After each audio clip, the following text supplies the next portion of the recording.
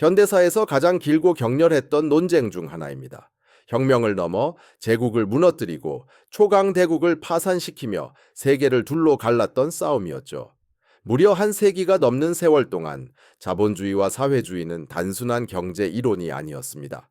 그것은 바로 전선 니한센이었습니다.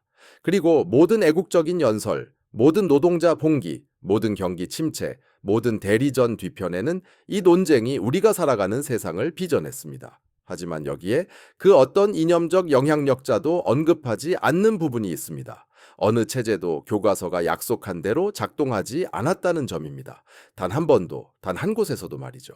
전쟁, 기근, 인플레이션, 붕괴와 같은 압력이 닥쳐왔을 때 진실은 잔인할 만큼 명확하게 그 모습을 드러냈습니다. 돈과 권력, 역사가 충돌하는 곳, 금융 역사가에 오신 것을 환영합니다. 그리고 보이는 것만큼 간단한 것은 아무것도 없습니다. 이 이야기는 자본주의나 사회주의라는 말이 입에 오르내리기 훨씬 전부터 시작됩니다. 인류 역사의 대부분 동안 경제는 사실상 경제라기보다는 생존 그 자체였습니다. 군주들은 신의 권능을 주장했고 지주들은 거의 모든 것을 소유했습니다. 농민들은 굶주림을 면할 만큼만 생산했습니다. 발전은 빙하보다 더디게 움직였습니다. 수천 년 동안 인간의 삶은 제로섬 게임이었습니다. 누군가 올라서면 다른 누군가는 무너지는 시기였습니다. 부푸는 토지, 노동, 그리고 전쟁에서 나왔습니다. 생산성은 거의 성장하지 않았습니다. 그리고 평범한 사람들이 교역이나 혁신을 통해 부자가 될 수 있다는 생각은 미친 소리처럼 들렸을 것입니다. 그러다 산업혁명이 세상을 뒤흔들었습니다. 1700년대 후반의 영국은 석탄, 철, 자본, 그리고 끊임없는 야망이 들끓는 압력솥과 같았습니다. 기계가 근육을 대신하고 공장이 작업장을 대체했으며 새로운 종류의 힘이 나타났습니다. 바로 사적 자본의 힘이었습니다. 개인들이 처음으로 왕에게만 허용되던 규모로 투자하고 위험을 감수하며 소유할 수 있게 된 것입니다. 생산성은 폭발적으로 증가했습니다. 일부에게는 임금이 올랐지만 다른 이들에게는 비참함이 깊어졌고 불평등은 그 어떤 사회도 겪어보지 못했던 속도로 심화되었습니다. 도시는 공해로 숨 막혔습니다. 아이들은 12시간 교대 근무를 했습니다. 슬럼가는 질병의 온상이 되었습니다. 하지만 아무리 추악했을지라도 한 가지 사실만은 부인할 수 없었습니다. 자본주의는 세상이 이전에 본 적 없는 더 많은 상품, 더 많은 더 빠른 속도를 생산해냈다는 점입니다. 사회주의가 탄생한 순간이 바로 이때였습니다. 유토피아적인 꿈으로서가 아니라 산업 자본주의의 잔혹함에 대한 절박한 반응으로 말이죠. 1800년대 중반 무렵 카를 마르크스와 프리드리히 엥겔스 같은 작가들은 굴뚝의 연기, 노동자들의 폭동, 땀과 피로 얼룩진 공장 바닥을 보며 시스템 그 자체가 범죄라고 결론 내렸습니다. 그들은 자본주의적 F를 도둑맞은 노동, 즉 기회로 위장된 착취로 보았습니다. 만약 노동자들이 공장을 공동으로 소유하고 이윤이 공유되며 생산이 사적인 이득보다는 인간의 필요를 충족시킨다면 사회는 마침내 공정해질 것이라고 주장했습니다. 더 이상의 착취도 경기 호황과 불황의 순환도 없이 오직 합리적인 계획과 동등한 존엄성만이 있을 것이라고 말이죠. 그것은 깔끔하고 우아하며 도덕적으로 들렸고 초기 자본주의의 톱니바퀴 아래에서 살아가던 수백만 명의 사람들에게는 정의처럼 느껴졌습니다. 그러나 이론은 이론이고 현실은 또 다른 문제였습니다. 세계가 국가적 규모로 사회주의를 진지하게 시도한 첫 번째 사례는 교실 안에서가 아니었습니다. 그것은 한 제국의 잿더미 속에서였습니다. 1917년 러시아 혁명 이후 레닌은 굶주리고 문맹이며 낙후된 나라를 물려받았습니다. 자르는 죽었고 오래된 엘리트들은 도망치거나 처형되었습니다. 그리고 갑자기 1억 5천만 명의 인구를 가진 광대한 영토에는 새로운 운영체제가 필요했습니다. 그래서 소련은 그 운영체제를 만들었습니다. 토지, 공장, 은행, 자원의 국가 소유화. 가격은 관료들에 의해 정해졌고 생산 목표가 이윤, 동기를 대체했습니다. 사적인 사업은 모두 사라졌습니다. 이론적으로는 완벽한 평등과 효율성을 창출했어야 했습니다. 그러나 실제로는 혼란을 낳았습니다. 시장 가격이 없으니 계획가들은 사람들이 무엇을 원하는지, 얼마나 생산해야 할지 알 수 없었습니다. 경쟁이 없으니 공장들은 혁신하지 않았습니다. 개인적인 보상이 없으니 노동자들은 최소한의 기준을 넘어서 일할 이유가 없었습니다. 물품 부족은 일상이 되었고 줄 서기는 하나의 문화가 되었습니다. 그리고 러시아 경제의 근간이었던 농업은 기근으로 붕괴했습니다. 레닌은 결국 후퇴하여 나라를 살리기 위해 제한적인 사적 무역을 허용했습니다. 하지만 기묘한 일이 벌어졌습니다. 사회주의의 실패에도 불구하고 자본주의 또한 그리 좋아 보이지 않았기 때문에 사회주의는 여전히 매력적으로 남아 있었습니다. 20세기 초 무렵 자본주의는 엄청난 성장을 가져왔지만 동시에 걷잡을 수 없는 불안정성도 초래했습니다.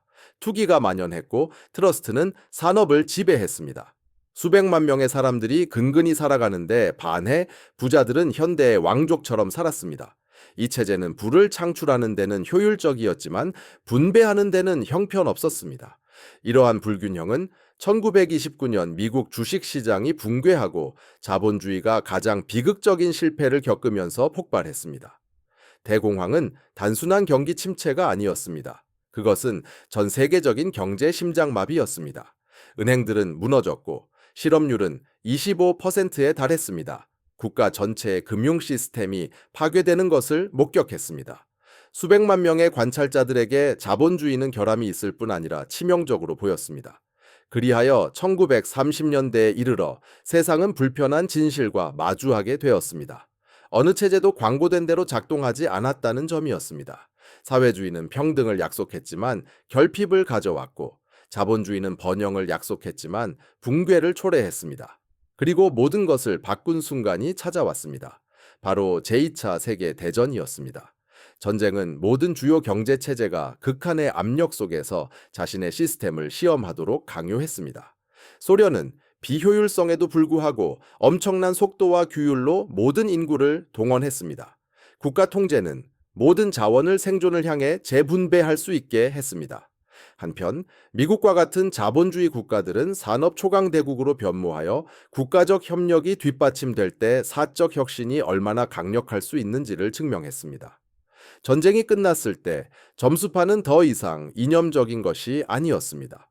그것은 국내 총생산, 사회 기반 시설, 성장, 그리고 생활 수준이었습니다. 그리고 1945년부터 1991년까지 세상은 거대한 실험실이 되었습니다. 한쪽에는 소련 블록, 중앙계획, 국가 통제, 억압된 시장이 있었습니다. 다른 한편에는 미국과 그 동맹국들, 즉 규제된 자본주의, 사적 기업, 하지만 대공황 시대에서 비롯된 사회 안전망을 갖춘 체제가 자리했습니다. 이것은 선언문이나 연설이 아닌 수많은 사람들이 그 결과 속에서 살아가는 진정한 실험이었습니다. 그 결과는 고통스러웠던 만큼이나 극적이었습니다. 소련에서는 초기 수십 년 동안 급속한 산업화가 이루어졌습니다. 문맹률은 떨어졌고 주거는 확대되었으며 군사력은 급증했습니다. 하지만 겉으로는 그럴듯해 보여도 시스템은 속으로 균열하고 있었습니다. 가격 신호가 없으니 경제는 터무니없는 비효율성으로 흘러 들어갔습니다.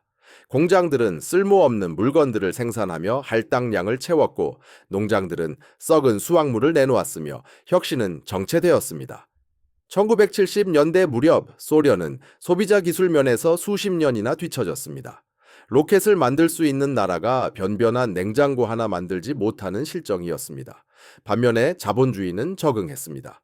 대공황 이후 정부는 규제, 예금보험, 독점금지법, 사회보장제도, 공공의료 시스템, 실업수당 등을 도입했습니다.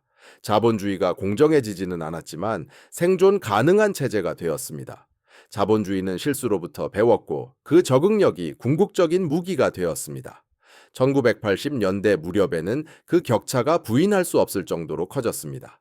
서구의 생활 수준은 급증한 반면 소련 경제는 정체되었습니다. 냉전은 이념으로 승리한 것이 아니었습니다. 바로 성과로 이긴 것이었습니다. 1989년에 베를린 장벽이 무너질 무렵에는 그 논쟁이 종결된 듯 보였습니다. 소련은 폭탄이나 침략으로 패배한 것이 아니었습니다. 텅 빈 진열대, 무너진 동기부여, 더 이상 따라갈 수 없는 경제로 인해 패배했습니다. 불평등을 없애도록 고안된 시스템은 새로운 지배층, 즉 당 간부, 관료, 특권층을 만들어냈습니다. 평범한 시민들이 빵을 사기 위해 줄을 서는 동안 시장의 혼란을 초월하고자 했던 시스템은 자신들의 경직된 계획의 무게에 짓눌려 무너졌습니다. 그리고 마침내 통계가 발표되었을 때 그 결과는 적나라한 현실을 보여주었습니다. 서구 경제가 단순히 더 생산적이고 더 혁신적이며 더 적응력이 뛰어나다는 것이었습니다. 하지만 자본주의의 승리 선언은 오래가지 못했습니다. 냉전은 끝났지만 경제적 모순은 여전했기 때문입니다. 1990년대와 2000년대에 이르러 자본주의는 다시 진화했습니다. 이번에는 19세기 어떤 이론가도 예측할 수 없었던 모습으로 말입니다.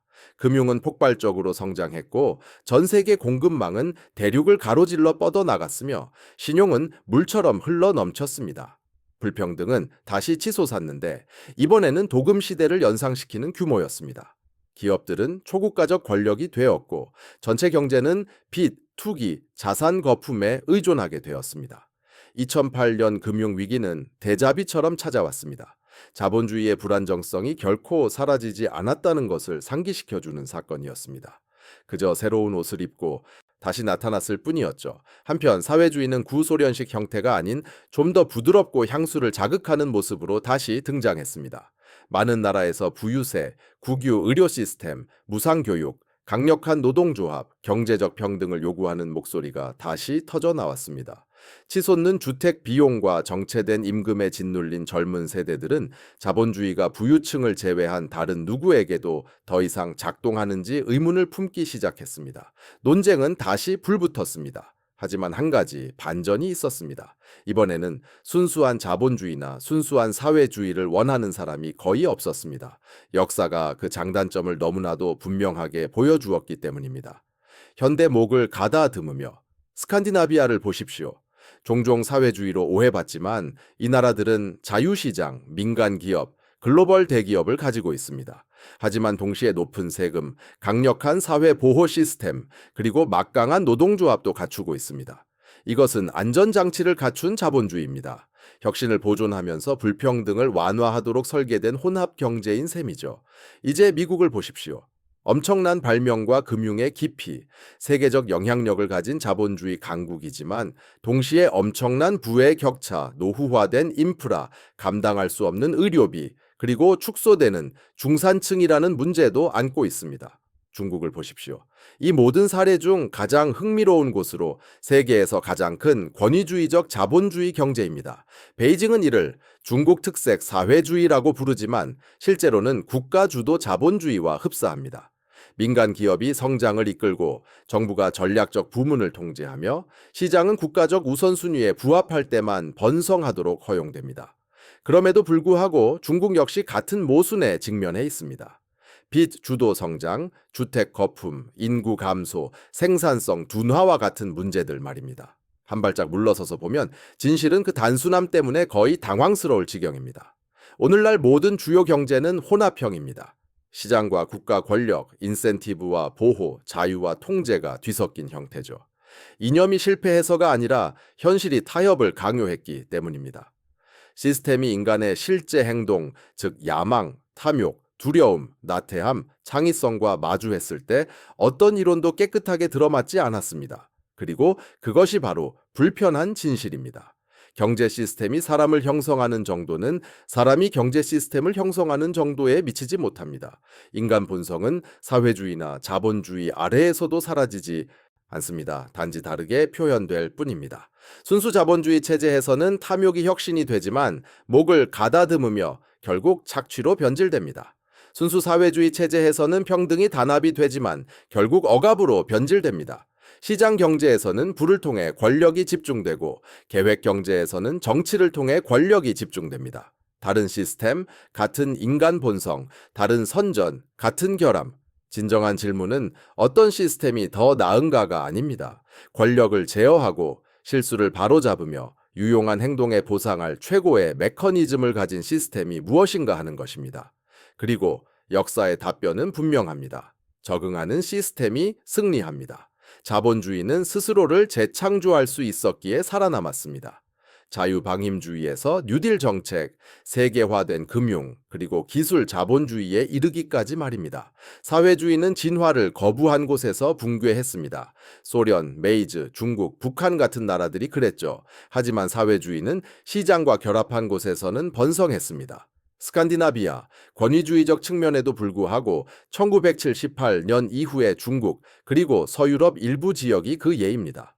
승패를 결정한 것은 이념이 아니었습니다. 바로 적응력이었습니다. 그 이유를 이해하기 위해 경제학 박사 학위가 필요하지 않습니다. 각 시스템이 무엇을 우선시하는지 보기만 하면 됩니다.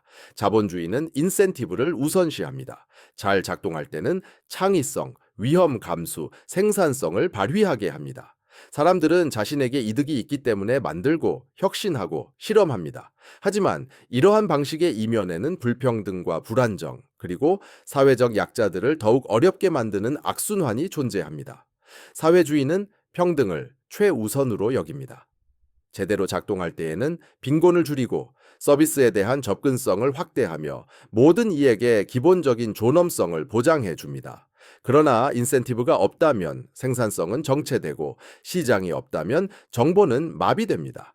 또한 개방적인 제도가 부재하면 부패는 침묵 속에서 조용히 만연하게 됩니다. 두 시스템 모두 장점을 가지고 있지만 동시에 한계점과 역사적인 상처 또한 안고 있습니다.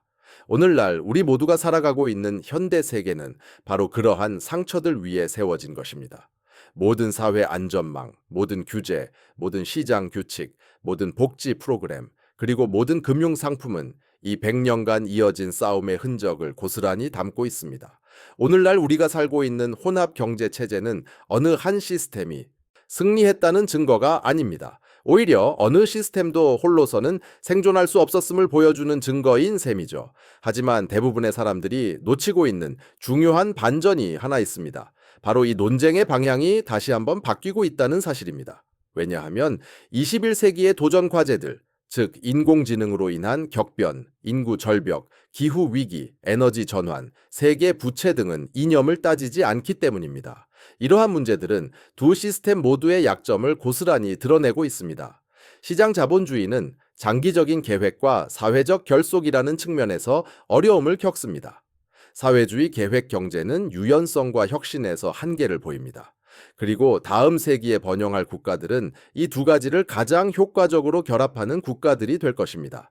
즉, 시장의 창의성과 공공투자의 회복 탄력성을, 민간의 혁신과 공공의 방향 제시를, 그리고 자유와 안정을 조화시키는 국가들이 말이죠.